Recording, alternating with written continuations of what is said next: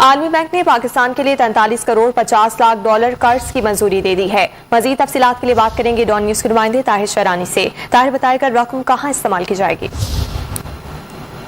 عالمی بینک کے board of directors نے پاکستان کے لیے 3 منصوبوں کے لیے 43 کروڑ 50 لاکھ ڈالر قرض کی منظوری دی ہے۔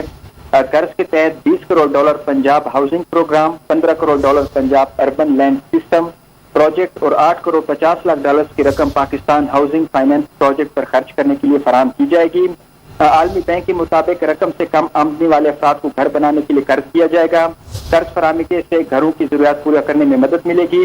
اب عالمی بینک کی جانب سے جو قرض منظور کیا گیا ہے وہ بہت جلد پاکستان کو فراہم کیا جائے گا اور اس کے بعد پاکستان کے مختلف منصوبے ہیں ان پر یہ رقم خرچ کرے گا۔ بہت شکریہ اپڈیٹس کے لیے طاہر۔ تازہ ترین ویڈیوز کے لیے ہمارا YouTube چینل سبسکرائب کر کے بیل آئیکن پریس کریے تاکہ آپ کو ملے ہر اپڈیٹ سب سے پہلے۔